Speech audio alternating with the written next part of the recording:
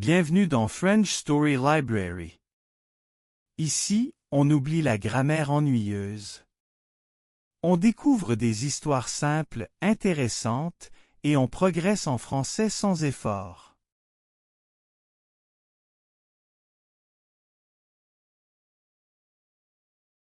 Albert Einstein est connu dans le monde entier. Son nom est associé aux sciences et aux idées nouvelles. Mais avant de devenir célèbre, il était un enfant comme les autres. Son rêve était simple, comprendre le monde autour de lui. Einstein est né en Allemagne, en 1879. Sa famille vivait dans une petite ville calme. Son père avait une petite entreprise. Sa mère aimait la musique et jouait du piano. La maison était simple, mais il y avait souvent des livres, des notes et des sons de musique. Dès son enfance, Albert regardait beaucoup. Il regardait la lumière dans la chambre. Il regardait la boussole que son père lui avait donnée. Il pensait, pourquoi l'aiguille bouge-t-elle? Pourquoi elle montre toujours le nord? Cette question restait dans son esprit. Il ne l'oublia jamais. À l'école, il n'était pas toujours le meilleur. Certains professeurs disaient qu'il était trop lent.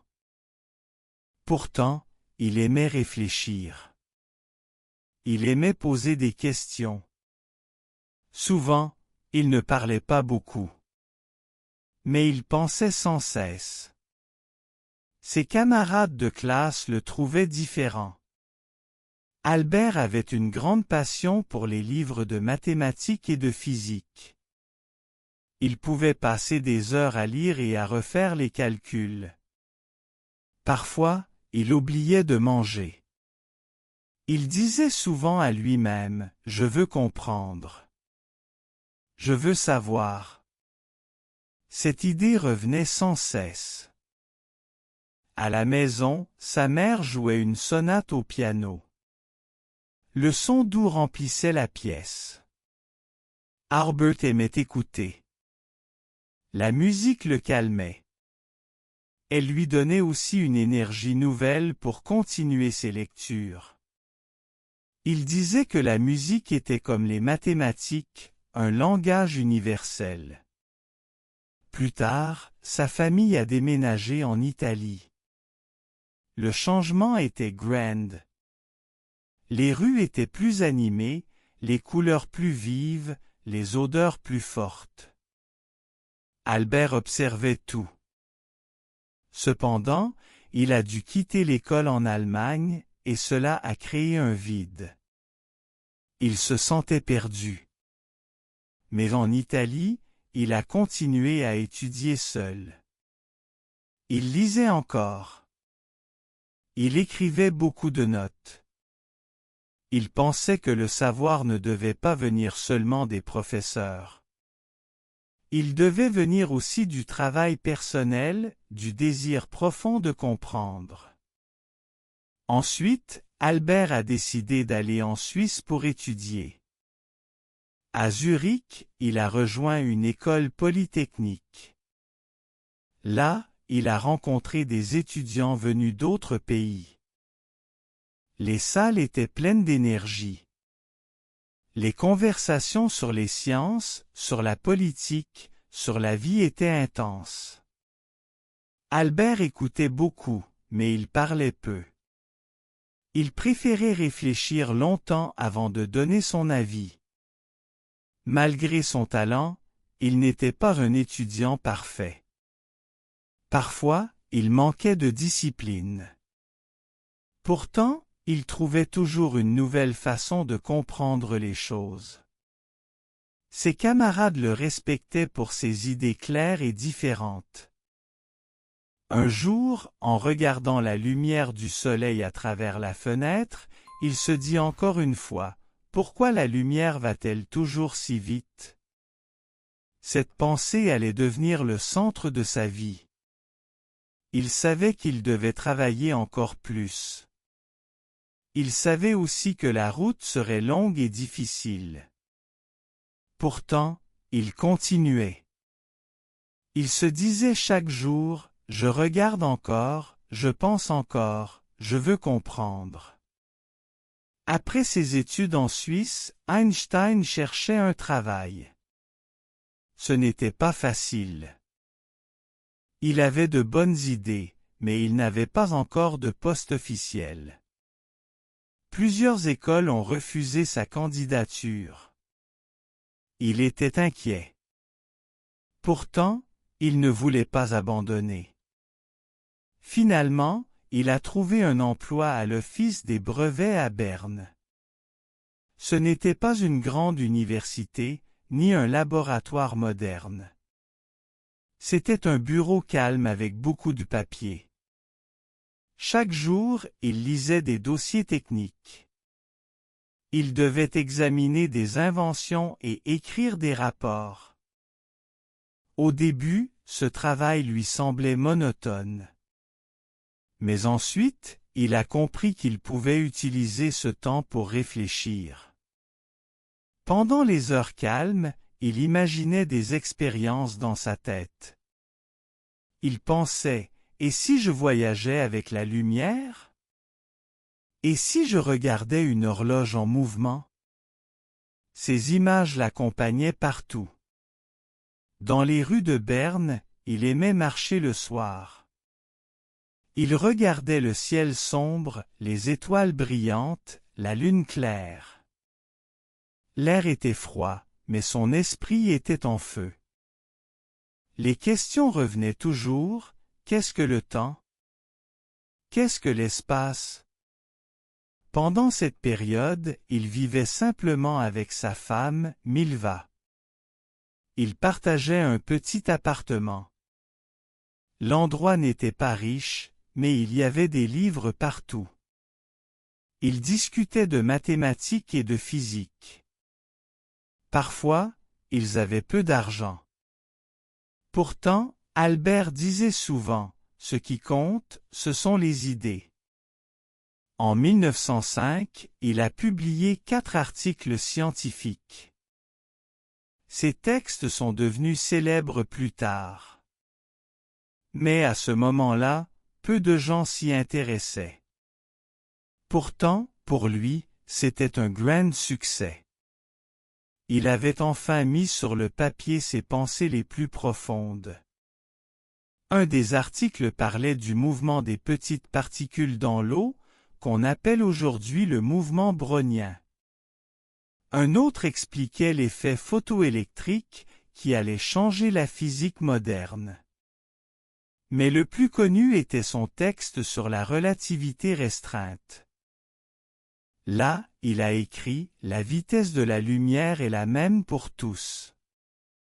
Cette idée a bouleversé le monde scientifique.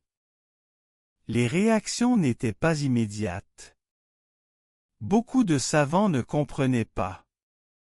Pourtant, Einstein continuait son travail. Il se disait encore, « Je pense que le temps et l'espace ne sont pas absolus. Je regarde encore mes équations. Je cherche une vérité. » Au bureau des brevets, ses collègues le voyaient souvent silencieux, perdu dans ses pensées. Il écrivait sur des bouts de papier. Il faisait des calculs rapides. Certains disaient qu'il rêvait trop. Mais il savait que ses rêves pouvaient devenir réels. Un jour, il a reçu une lettre d'un professeur qui avait lu ses articles. Ce professeur disait, « Vos idées sont intéressantes. Elles méritent d'être étudiées. » Pour Einstein, c'était un signe d'espoir. Son travail commençait à attirer l'attention. Peu à peu, des universités lui ont ouvert leurs portes. On l'invitait à donner des conférences. Les salles n'étaient pas toujours pleines, mais les étudiants écoutaient avec curiosité. Ils voyaient dans ses yeux une passion sincère. Dans ces années, Einstein a appris une chose importante, le succès n'arrive pas toujours rapidement. Parfois, il faut attendre. Parfois, il faut continuer malgré le doute. Lui, il pensait encore, il écrivait encore, il regardait encore la lumière. Avec le temps, Einstein a obtenu un poste à l'université de Zurich. Enfin, il était professeur. Il pouvait enseigner, expliquer et partager ses idées. Ses étudiants disaient qu'il parlait simplement, même de sujets difficiles. Il utilisait souvent des images concrètes, un train, une horloge, un rayon de lumière. Pourtant, la vie n'était pas toujours facile. Ses idées dérangeaient certains savants plus anciens. Ils pensaient que la relativité était étrange, presque impossible à croire. Einstein écoutait les critiques, mais il restait calme. Il disait, « Ce n'est pas une question d'opinion. C'est une question de fait. » À cette époque, il voyageait souvent entre Zurich, Prague et Berlin. Les trains faisaient partie de son quotidien. Il regardait encore les paysages défiler par la fenêtre, les montagnes suisses, les forêts sombres, les villages calmes. Dans sa tête, il continuait ses calculs. Le mouvement, le temps, la vitesse, tout revenait dans ses pensées. En 1915, il a présenté la théorie de la relativité générale. Cette fois, il expliquait que la gravité n'était pas seulement une force, mais une courbure de l'espace et du temps. C'était une idée révolutionnaire. Certains l'admiraient, d'autres doutaient encore. La preuve est arrivée plus tard, en 1919, grâce à une éclipse solaire. Des astronomes anglais ont observé la lumière des étoiles autour du Soleil. Les résultats confirmaient les équations d'Einstein. La lumière se courbait comme il l'avait prévu. Cette découverte a fait la une des journaux dans le monde entier. Soudain, Einstein est devenu une célébrité. On reconnaissait son visage, ses cheveux en désordre, son regard profond. Les journalistes voulaient des interviews. Les étudiants voulaient suivre ses cours. Le monde entier voulait entendre ce savant qui changeait notre vision de l'univers. Malgré la gloire, il restait simple. Il aimait marcher seul, jouer du violon, lire tranquillement. Chez lui, il n'y avait pas de luxe. Il disait souvent, « Je préfère les idées aux choses matérielles. » Cependant, la célébrité apportait aussi des difficultés. Il recevait trop de lettres, trop d'invitations. Il devait choisir entre le silence de son bureau et la vie publique. Souvent, il rêvait de retrouver la paix de l'office des brevets. Mais il savait que son rôle était désormais différent. Dans les cafés de Berlin, on parlait de lui comme d'un génie. Les conversations étaient passionnées. Certains disaient qu'il avait détruit Newton, d'autres qu'il avait ouvert une nouvelle ère. Einstein écoutait parfois, mais il ne cherchait pas les compliments. Il pensait surtout à ses équations inachevées. Il disait souvent, « Je cherche encore. Je pense encore. Je regarde encore la lumière. » Ces phrases revenaient comme un refrain dans sa vie. Même avec ses succès, il gardait une certaine inquiétude. Le monde changeait vite. La Première Guerre mondiale avait laissé des cicatrices profondes. L'Europe n'était pas seulement un lieu de science et de culture, mais aussi de conflits et de divisions. Einstein, avec son accent doux et son esprit libre, parlait souvent de paix. Il croyait que la science pouvait unir les hommes. Pourtant, il voyait aussi la montée des tensions, surtout en Allemagne. Son regard sur le monde n'était pas seulement scientifique, mais aussi humain. Chaque fois qu'il montait sur une scène pour expliquer ses théories, il savait que les gens venaient aussi pour voir l'homme derrière les idées. Un homme simple, mais déterminé. Un homme qui avait transformé ses rêves en vérité scientifique. Dans les années 20, la gloire d'Einstein était immense. Il voyageait dans de nombreux pays. En France, à Paris, il donnait des conférences.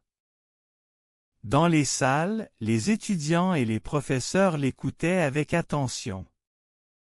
Certains ne comprenaient pas tout, mais tous sentaient que quelque chose d'important se passait. Au Japon, il a été accueilli comme une star. Les foules attendaient devant les gares. Les journaux publiaient ses photos. On voulait voir cet homme aux cheveux fous qui parlait du temps et de l'espace. Pour Einstein, c'était une expérience étrange. Il aimait le calme, mais il était désormais au centre de l'attention. Malgré les honneurs, il connaissait aussi les tensions politiques. En Allemagne, la situation devenait difficile. La pauvreté, les divisions, les extrêmes politiques gagnaient du terrain. En tant que juif, Einstein sentait déjà la menace. Pourtant, il continuait à travailler et à enseigner. Puis, en 1933, tout a changé. Hitler est arrivé au pouvoir. La vie en Allemagne est devenue dangereuse pour Einstein. Il a quitté Berlin et il est parti aux États-Unis. Là-bas, il a trouvé un poste à Princeton, dans le New Jersey. La transition n'a pas été simple. Il devait s'adapter à une nouvelle langue, une nouvelle culture, un nouveau rythme. Pourtant, il était déterminé. Il disait encore, « Je dois continuer. Je dois penser encore. » À Princeton, il travaillait dans un petit bureau. La pièce était claire, avec de grandes fenêtres. Sur son bureau, il y avait seulement des papiers et un violon. Il passait de longues heures à écrire, à calculer, à rêver. Ses collègues le respectaient, mais certains trouvaient ses idées trop audacieuses. En même temps, le monde plongeait dans une nouvelle guerre. La Seconde Guerre mondiale éclatait en Europe. Einstein était inquiet. Il savait que la science pouvait servir à détruire, pas seulement à comprendre. En 1939, il a signé une lettre adressée au président Roosevelt. Cette lettre parlait du danger d'une bombe nucléaire. Cette décision l'a marqué profondément. Lui, un homme de paix, avait contribué indirectement au projet Manhattan. Plus tard, il a souvent dit qu'il regrettait cette implication. Pour lui, la science devait éclairer, pas détruire. Après la guerre, Einstein est devenu une voix morale. Il parlait de paix, de désarmement, de coopération entre les peuples. Il recevait des lettres du monde entier. Beaucoup le considéraient non seulement comme un savant, mais comme un guide spirituel. Pourtant, il restait fidèle à sa simplicité. Il marchait encore dans les rues de Princeton, avec ses cheveux ébouriffés et ses habits modestes. Les enfants le saluaient. Les voisins le voyaient acheter du pain ou discuter calmement avec un ami. Il pensait encore à ses équations. Il rêvait de trouver une théorie unique, une explication complète de l'univers. Mais ce rêve restait inachevé.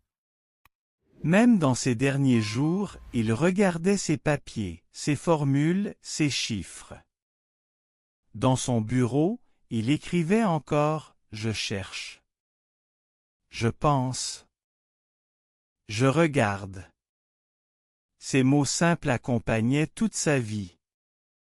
Einstein n'était pas seulement un génie. Il était aussi un homme qui avait connu la pauvreté, le doute, l'exil.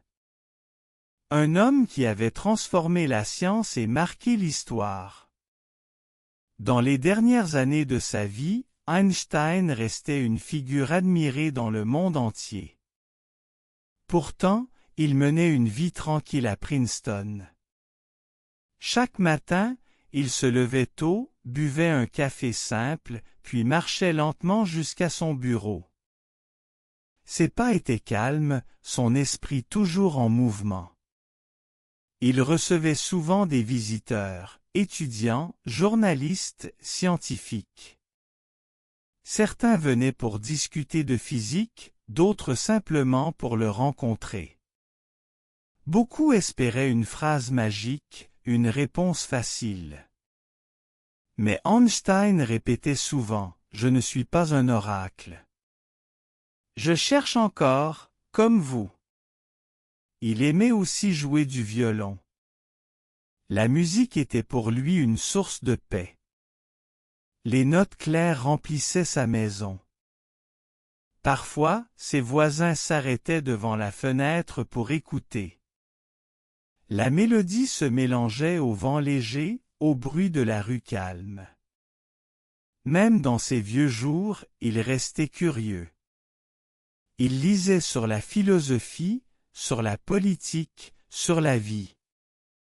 Il écrivait des lettres à des amis, à des responsables politiques, à des enfants qu'il admirait.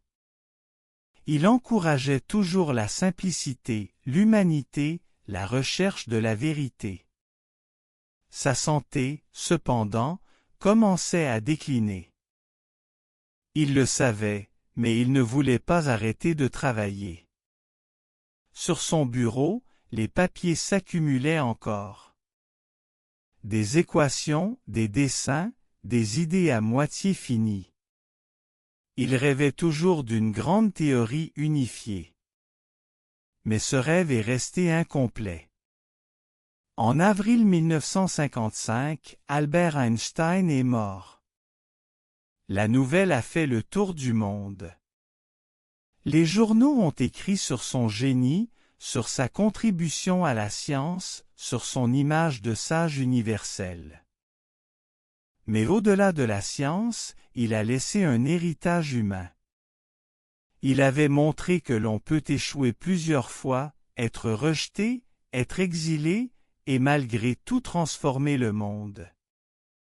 Il avait prouvé que la curiosité, la persévérance et l'imagination peuvent changer l'histoire. Aujourd'hui encore, son nom est connu partout. Ses idées continuent d'inspirer les scientifiques. Mais son attitude inspire aussi les simples étudiants, les rêveurs, ceux qui cherchent un chemin. On se souvient de lui non seulement comme du père de la relativité, mais aussi comme d'un homme humble, passionné et profondément humain.